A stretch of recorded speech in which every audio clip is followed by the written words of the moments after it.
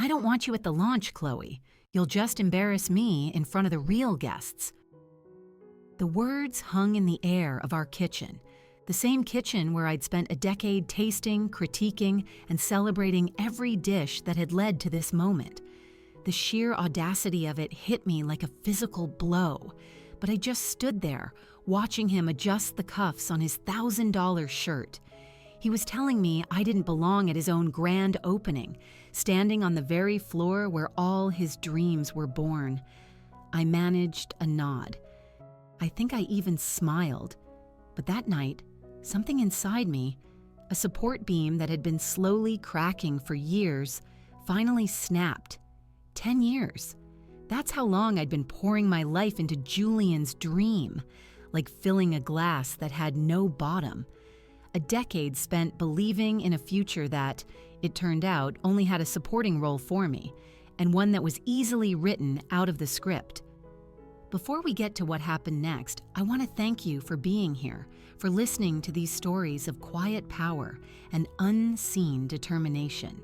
If you believe that every person's contribution, no matter how small it seems, deserves to be seen, I'd be so grateful if you'd subscribe. It costs nothing, and it helps us share these moments with others who might need to hear them. Now let's watch how this story unfolds. It all started so very differently. Back then, we were just kids, broke college sweethearts surviving on instant noodles and monumental dreams.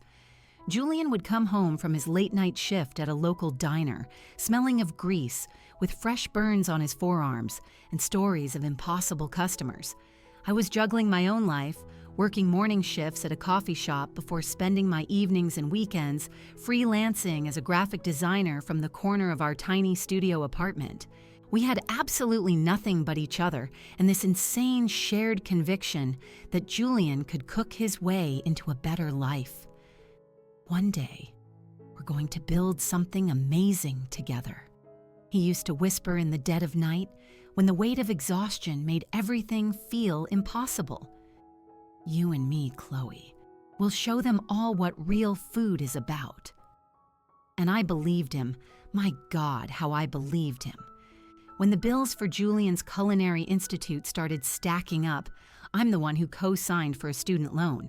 When he needed a set of professional-grade kitchen knives, I sold the collection of vintage coins my father had left me.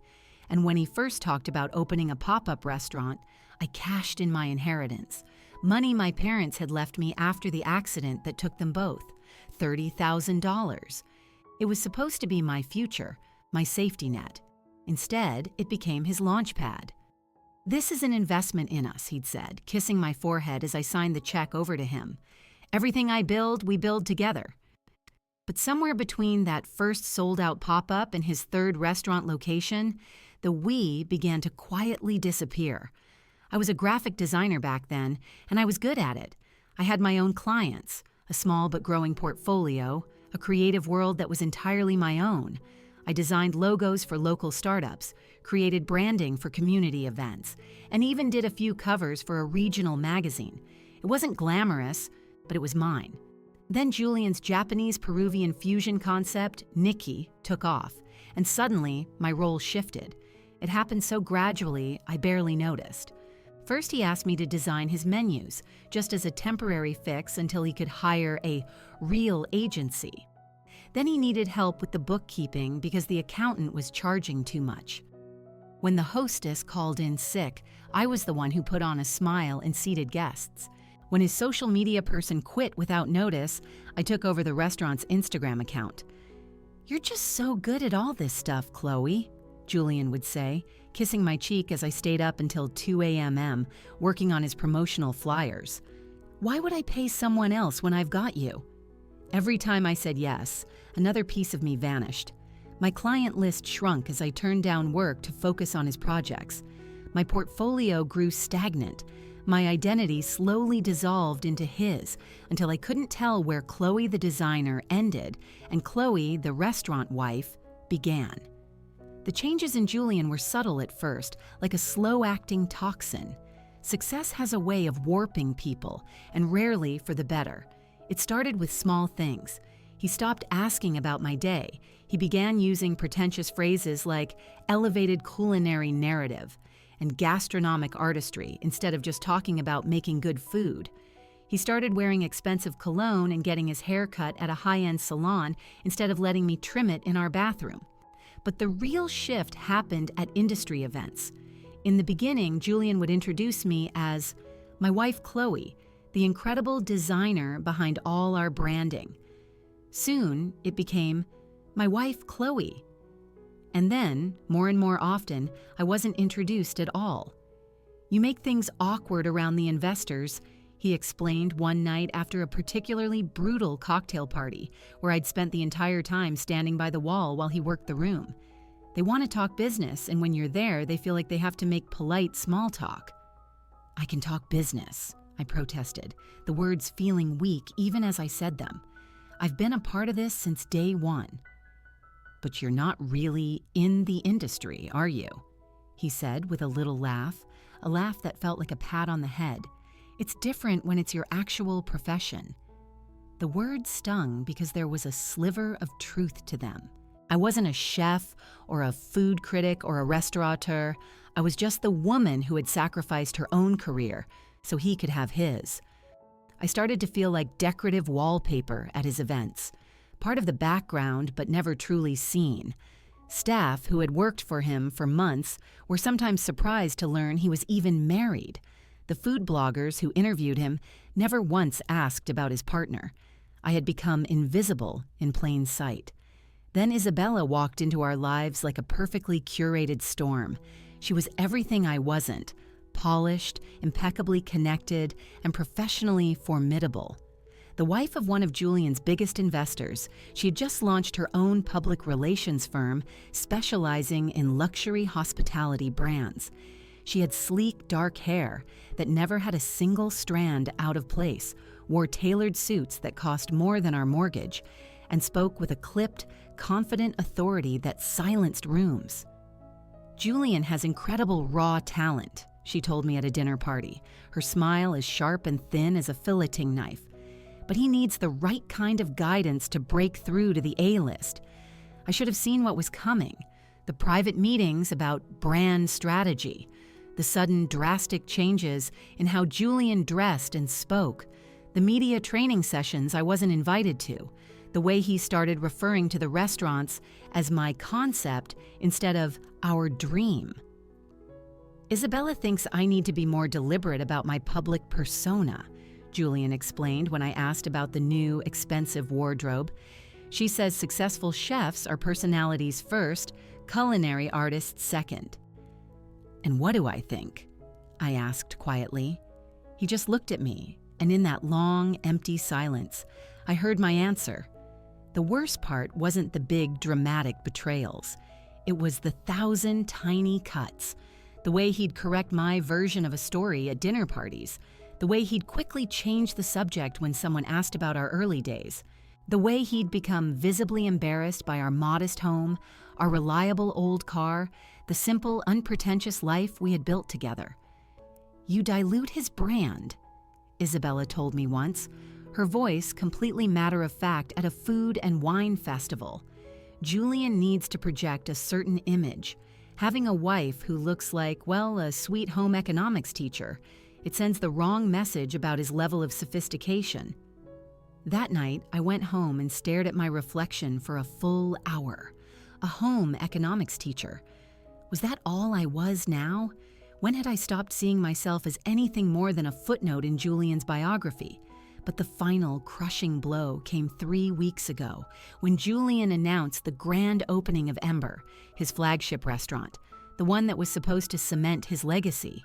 5 years of planning, funded in part by my inheritance, with a design concept based on mood boards I'd helped create, staffed by people I had personally interviewed. The guest list is extremely exclusive, he said, scrolling through his phone over breakfast. Isabella has confirmed some major food critics, a few local celebrities, and several key investors who could fund our national expansion.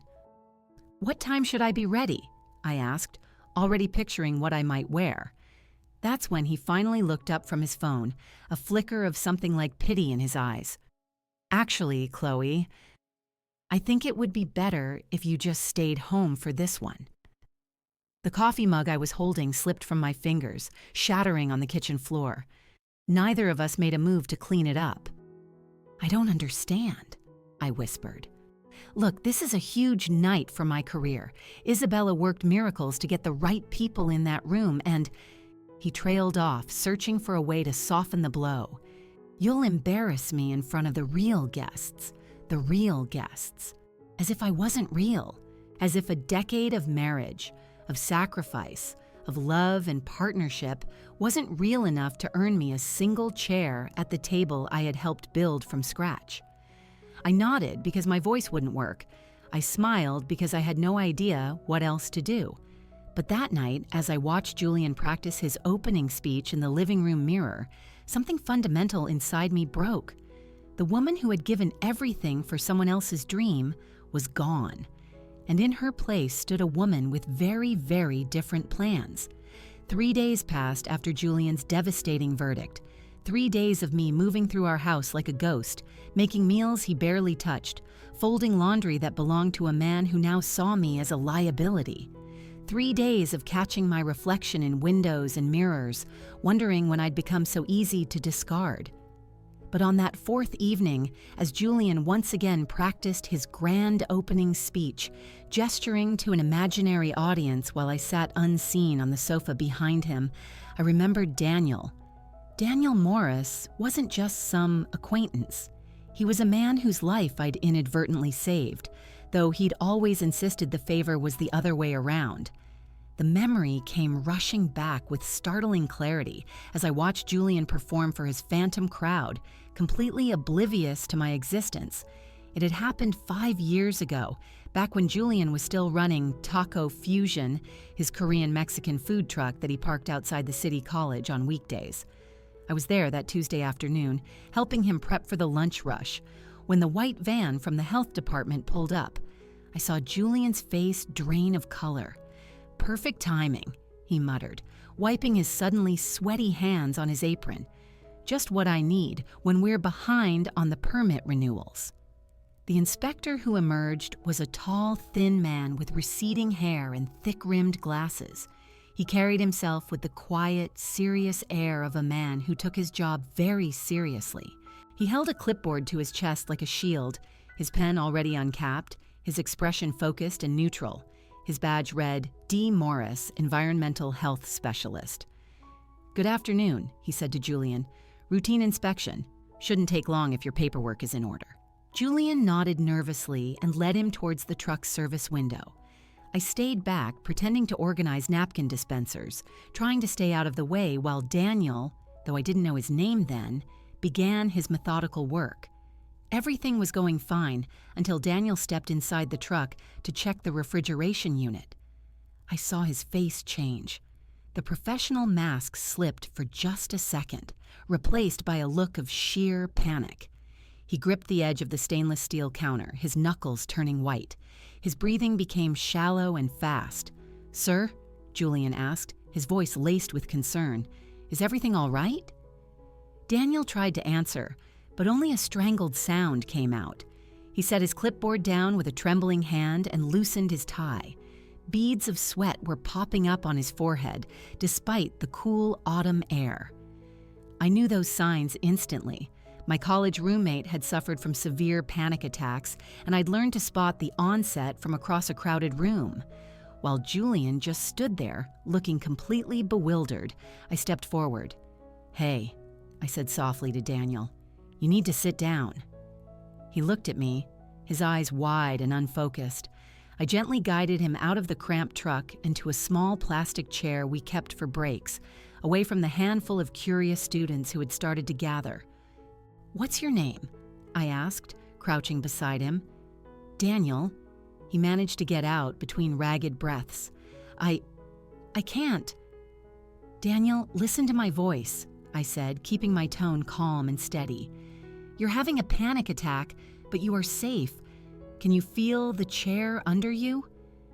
I kept him talking, my voice low and even. While he focused on his breathing, I discreetly took his clipboard, found his emergency contact number, and called his wife, Janet. She answered on the second ring. "Mrs. Morris, this is Chloe. I'm here with your husband, Daniel. He's okay, but he's having some kind of episode. We're at the City College food truck park. Yes, I'll stay right here with him." Daniel's breathing slowly began to even out as I talked him through the grounding exercises my roommate had taught me. Name 5 things you can see, 4 things you can touch, 3 things you can hear. "The students," he whispered after a few minutes, his voice hoarse. "They're all watching." "No one's watching anymore," I lied gently. Julian had managed to disperse the small crowd, though he kept glancing over, his face a mixture of concern and confusion. Janet arrived 20 minutes later, a kind-faced woman with worried eyes. She thanked me profusely as she helped a still shaky Daniel to their car. Before they left, Daniel turned to me. "I don't know how to thank you," he said, his voice still trembling but much clearer. "You didn't have to do that." "Anyone would have done the same," I replied with a shrug. He shook his head slowly. No, they wouldn't have.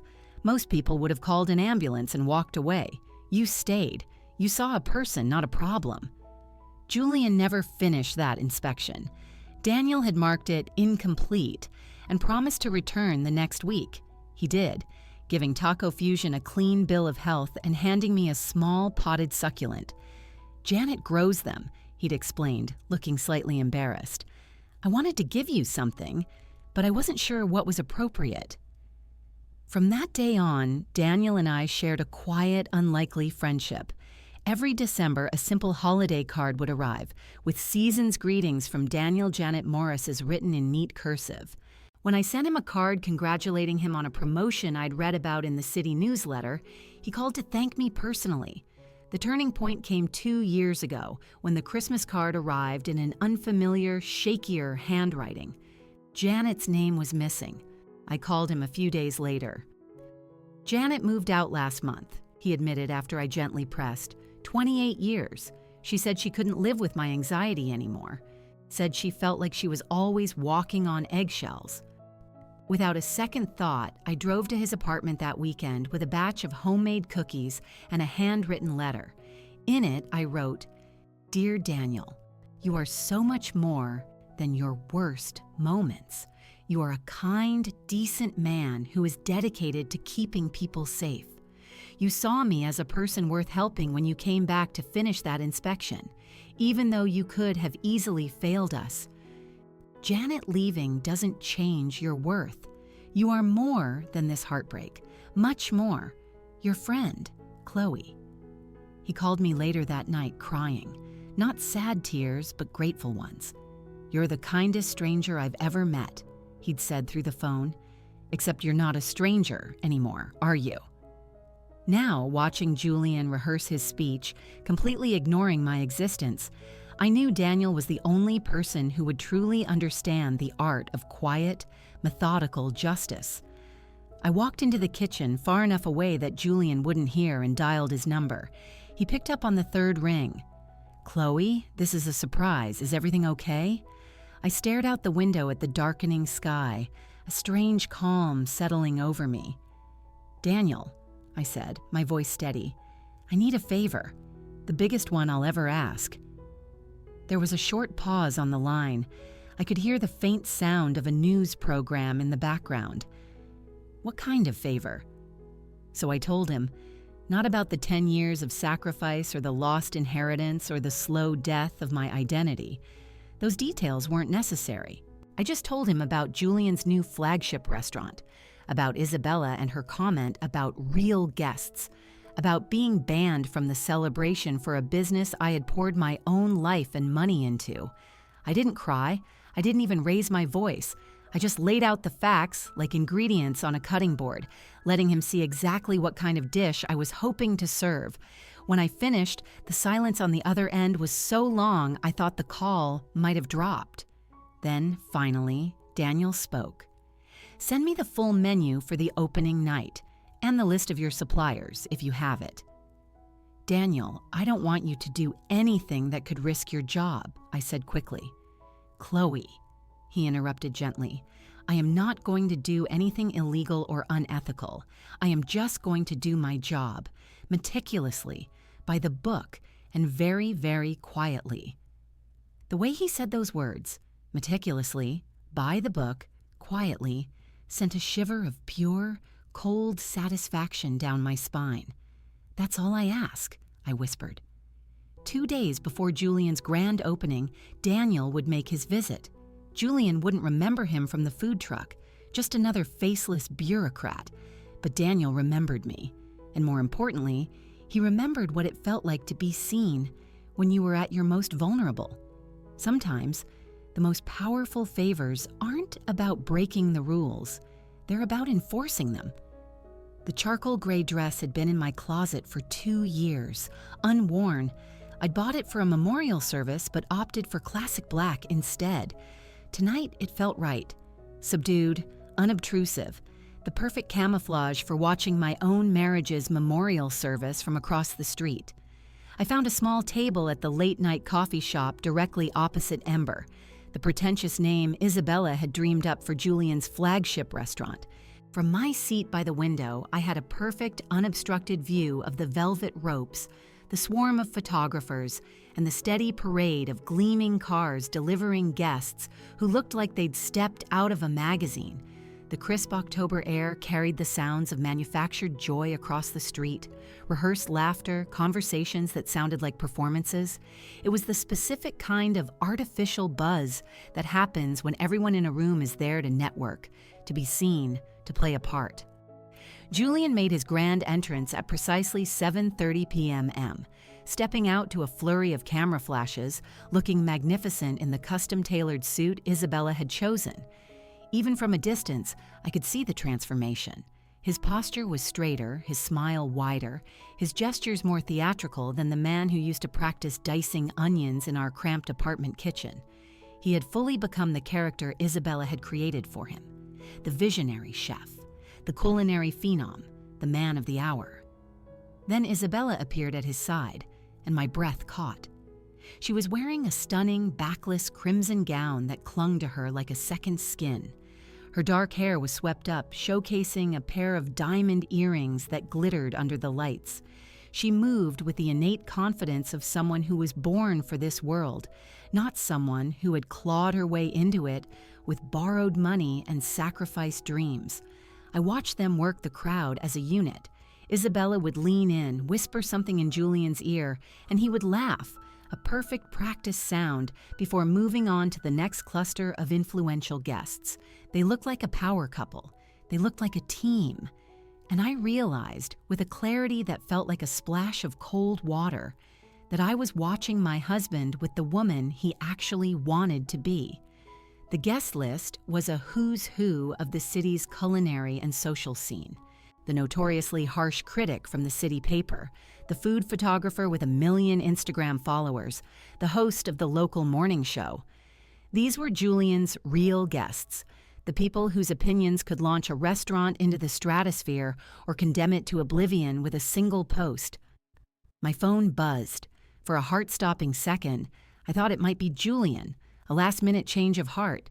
But it was just a picture from my neighbor showing my cat, Mittens, curled up on the sofa. "Keeping me company while you're out," the text read. "Hope you're having a fabulous night." The irony was so thick I could have choked on it. Even my neighbor assumed I was there, standing proudly by my husband's side. The reality, sitting alone in a coffee shop wearing a funeral dress, watching my marriage die, felt too absurd to be real. Through the restaurant's massive plate glass windows, I could see the dining room filling up. The decor was stunning. Warm, dramatic lighting, exposed brick, curated art I recognized from galleries Isabella had been posting about. It looked just like the vision boards I had created 3 years ago, only refined, elevated, and credited to a professional designer whose name would be in all the press releases. Waitstaff glided through the room carrying silver trays of appetizers. I could almost taste the umami-glazed pork belly bites, a recipe Julian had perfected in our home kitchen, now served on delicate porcelain spoons with a micro cilantro garnish. A wave of bittersweet nostalgia washed over me as I watched guests savoring the very dishes I had helped him create, a ghost at a feast I'd paid for. At 8:15, Julian stepped onto a small raised platform and tapped a glass for attention. He launched into his speech, thanking his investors for their faith, his team for their hard work, and the city for its support. I held my breath, waiting for my name, for any acknowledgement. A brief mention of my wife's support would have been enough. It never came. He told the story of his journey as a solo expedition, his vision, his sacrifice, his relentless drive. Isabella stood just behind him, a perfect supportive smile on her face. The applause was polite but enthusiastic. This was Julian's final audition, and the jury was still out. That's when I saw him.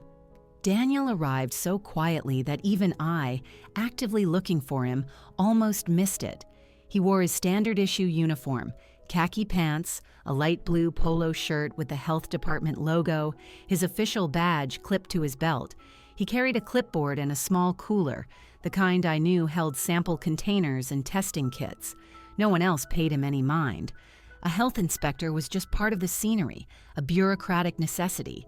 He nodded to the hostess, showed his credentials, and disappeared through the swinging doors to the kitchen, just as the main celebration continued out front.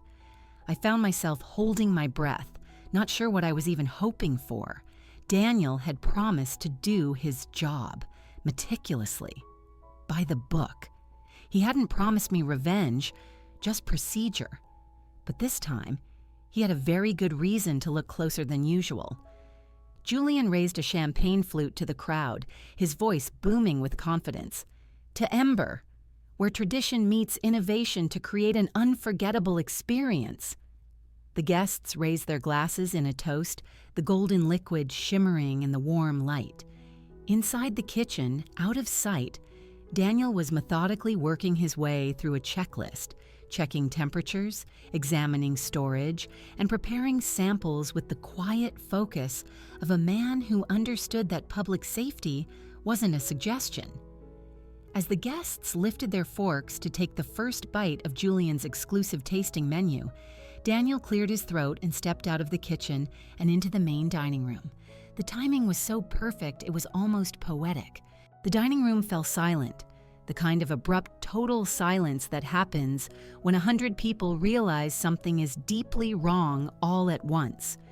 Daniel stood in the archway connecting the kitchen and dining area, his clipboard held against his chest. His face was a mask of professional neutrality, belying the grenade he was about to roll into the room. "Ladies and gentlemen," he said, his voice calm but carrying easily across the suddenly still space.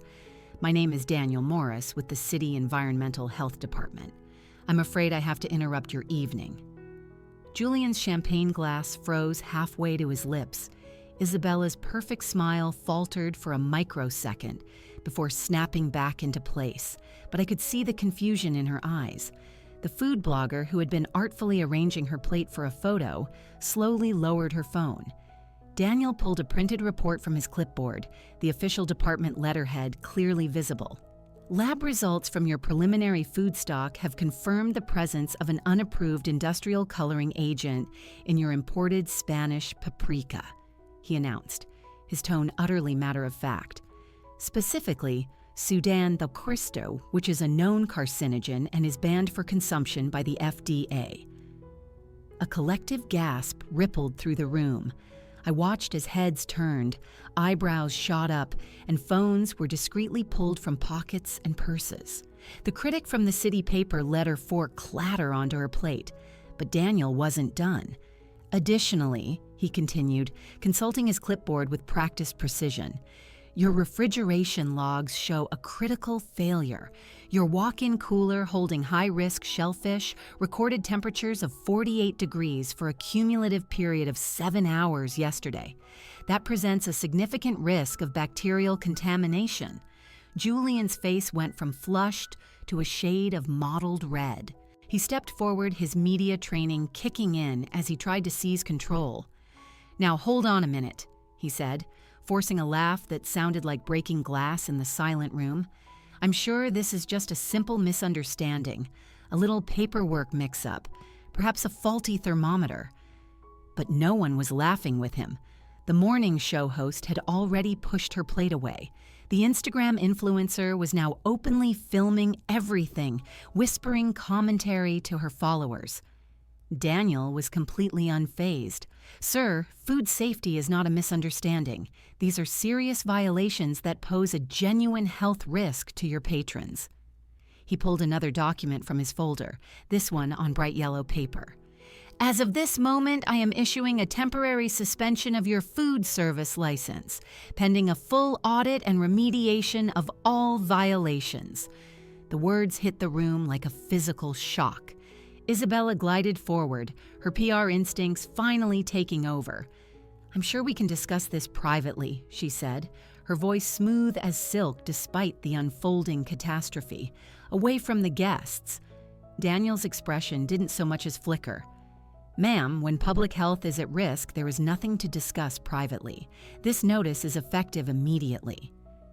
Julian tried one last desperate appeal. "Look, Daniel, is it? We have some very important people here, food critics, investors, the media. Surely we can handle this after the event is over. First thing in the morning, I promise." "Mr. Vance," Daniel said, using Julian's last name with a formal chill that made it clear this was not a negotiation. "I don't care if the mayor himself is at table 1. When I find violations of this severity, service stops immediately." The camera flashes started again, but this time they were harsh, predatory. The food blogger was typing furiously on her phone. Someone in the back was already on a call, quietly feeding the story to their news desk. Julian's face cycled through a Rolodex of emotions: confusion, rage, humiliation, and finally, sheer panic. This was supposed to be his coronation. Instead, it was a public execution. "There's been a mistake," he insisted, his voice rising. "We source from the best suppliers. Our paprika is from a renowned Spanish distributor. There's no way—" "The lab results are conclusive," Daniel stated flatly, holding up the report. "Your distributor appears to be using colorants that are legal for other uses in Europe, but are strictly banned for food import into the U.S. It's your responsibility to verify your supply chain." That's when the exodus began. "You know what?" said the morning show host, her voice loud and clear. "I'm not risking food poisoning for a free meal. I have a show to tape tomorrow." Her words broke the spell.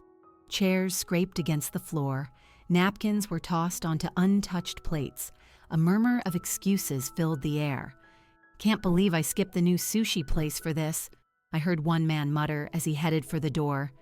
Julian just stood there in the middle of the rapidly emptying room, a captain on a sinking ship. Isabella was still on her phone, but even she looked defeated. The staff stood frozen, holding plates of food that would never be served. Daniel methodically taped the bright yellow suspension notice to the inside of the front glass door, right where every passerby could see it. The photographers captured that too. Within 20 minutes, the restaurant was empty, a ghost ship littered with the debris of a party that never was. By the time I finished my now cold coffee and walked home, the story was already the top trending topic on social media. Ember extinguished, flagship restaurant shut down on opening night. Carcinogen catastrophe at celebrity chef's debut. I didn't have to say a word. Everyone else was telling the story for me. The first call came at 11:30 p.m. Julian's name flashed on my screen. I was in the bathtub by then, a glass of wine on the edge of the tub, watching the local news channel gleefully replay footage of the disaster. I let it go to voicemail. A second call came 5 minutes later, then a third. Each time, I just hit decline and watched the screen go dark again. The 11 o'clock news led with the story. A highly anticipated restaurant opening turned into a public health nightmare tonight, the anchor intoned gravely. Sources say an anonymous tip to the health department led to the surprise inspection that shut down the event. I smiled at that. The anonymous tip. It wasn't true, but it made for a much better story than an old friendship and a quietly called-in favor. I poured another glass of wine and sank deeper into the warm water, feeling a profound sense of peace. I was exactly where I was supposed to be, alone in my bathtub, watching my husband's empire crumble on live television. The fallout began less than 48 hours later. I was in the kitchen making coffee on Friday morning when Julian's phone, which had been ringing nonstop, chimed with another call. "Marcus Steinberg just pulled his investment," he said, his voice hollow as he stared at his phone. $250,000, just gone. I poured my coffee, saying nothing. Marcus had been one of Julian's earliest, most ardent supporters. His withdrawal was a signal, a vote of no confidence that would echo through the entire investor community. "He's not the only one," Julian continued, scrolling through his texts. "Jennifer Chin wants her entire stake back, says her law firm can't be associated with a public health scandal. And David Morrison, he's threatening to sue for fraudulent misrepresentation." I watched the demolition of his empire with a kind of detached calm. Each phone call was another precisely placed charge, bringing the whole glittering structure down. Isabella's damage control was a complete failure. Her media contacts suddenly weren't available. The lifestyle magazine that had promised a cover story suddenly had space constraints. The Food Network producer, who'd been sniffing around for a reality show, went completely dark. "No one will touch us, Julian," I overheard her say in a tense phone call. "The story has gone viral. My other clients are getting nervous." By Tuesday, the staff started to abandon ship. The head chef Julian had poached from a Michelin-starred restaurant submitted his resignation by email. His departure signaled to the rest of the culinary world that Ember was toxic. The sous chef, Carmen, followed him out the door, but not before leaking screenshots of text message exchanges to a private industry group. One showed Julian dismissing supplier warnings about the paprika. "The European stuff is fine. Higher profit margin. The guests won't know the difference." Another showed his response to her concerns about the cooler. "It's fine. Just fudge the logs if anyone asks. These inspectors don't know how a real kitchen runs." The messages painted a damning picture of a chef who valued profit over safety. Julian's response was the final self-inflicted wound. Instead of humility, he chose hubris. He posted a 5-minute video to Ember's Instagram account filmed in the empty, silent restaurant. "What happened last Friday was a malicious, targeted attack," he declared, his face pale with rage. "This was sabotage, orchestrated by jealous competitors who can't stand to see someone succeed. They spread lies and corrupted the very system meant to protect us." The backlash was immediate and brutal. Commenters posted screenshots of Carmen's texts. "Dude, you literally ignored warnings. How is that sabotage?" one wrote. A food critic published a scathing editorial on accountability, using Julian's video as a case study in how not to handle a crisis. The final nail in the coffin came from the Spanish paprika supplier, who released their own statement confirming they had repeatedly warned Julian about the import restrictions and that he had consistently chosen the non-compliant, cheaper option. His claims of a vendetta evaporated. Isabella's departure was swift and silent. One day, Ember was on her firm's website. The next, it was gone. Throughout all of this, I remained a ghost. I didn't post a single celebratory tweet. I ignored the reporters who somehow found my number. I simply focused on rebuilding my own life. My old design clients welcomed me back with open arms. The creative community I had abandoned for Julian's sake was still there, waiting. A local nonprofit hired me for a complete rebrand. A boutique hotel needed custom illustrations. My calendar filled up faster than I could have imagined. 2 weeks after the disastrous opening, a simple white envelope with the health department's logo arrived. Inside was a card. In Daniel's neat, careful script were just 4 words. "Favor returned. Well done." I framed it and put it on my desk, a daily reminder that quiet integrity can be the most powerful weapon of all. Next to it, I placed my newly renewed business license for Chloe Creative, LLC, my name, my company, mine. 3 months later, I was cleaning out my home office when I found an old photo tucked away in a portfolio I hadn't opened in years. It was Julian and me, standing in front of the old Taco Fusion food truck, grinning like maniacs, covered in flour and hot sauce, holding up a fistful of cash, our first day's earnings. We looked exhausted, ecstatic, and so completely in love with the future we were building.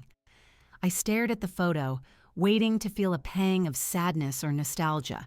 Instead, I just felt a strange sort of gratitude. Not for the pain, but for the clarity that had been forged in the fire. He had been ashamed of me because I was a living reminder of his humble beginnings, of the borrowed money and the desperate nights. I was the history he was trying to erase.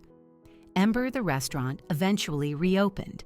Julian rebranded it as The Phoenix, a name so comically on the nose that the local food writers had a field day, but the stigma stuck. No one trusted Julian Vance anymore. The restaurant limped along for 6 months before closing for good. Through it all, my silence was my victory. I never gloated, never said, "I told you so." I just let him live with the quiet, damning truth. He had tried to erase me, and in doing so had only erased himself. My own life, however, began to bloom. On a whim, I started hosting small creative gatherings in my living room, calling them Art Soul Nights. It started with one friend, a photographer, and grew from there. Soon my house was filled every Thursday with women, writers, lawyers, teachers, mothers, all gathered around my dining table, painting, talking, and simply being themselves, free from the judgment of the outside world. We weren't networking, we were connecting. "I forgot how good it feels to make something just for the sake of making it," one woman confessed, holding up a canvas of abstract colors. "That's the whole point," I said, smiling. "We spend so much time trying to be what everyone else needs. This is about remembering who we are when no one is watching." I was no longer Julian's wife. I was just Chloe, a designer, a friend, a woman who had found her own name again. The divorce papers arrived on a Tuesday. I signed them without a moment's hesitation. Last week, at the local farmer's market, I saw a vendor offering samples of artisanal paprika. "This one's from a small, organic farm in California," he explained. "No colorants, no additives, just pure, sun-dried flavor." I accepted the sample, letting the rich, smoky powder dissolve on my tongue. It was clean, complex, and perfect. As I walked away, I smiled to myself. Some dishes, I thought, are best served cold. And sometimes the quietest woman in the room, the one everyone overlooks, is the one who gets to decide exactly how the story ends. The Phoenix is now a vacant building. Julian moved to another state, chasing a fresh start. And me? I stayed right here, in the life I built from the ashes of the one he tried to burn down. If this story of quiet, calculated justice had you cheering for Chloe, please hit that like button. My favorite part was the delicious irony of Daniel, the health inspector, being the instrument of fate. What was your favorite moment? Let me know in the comments below. And to make sure you don't miss more stories of empowerment like this one, subscribe and ring that notification bell. You won't want to miss what's next.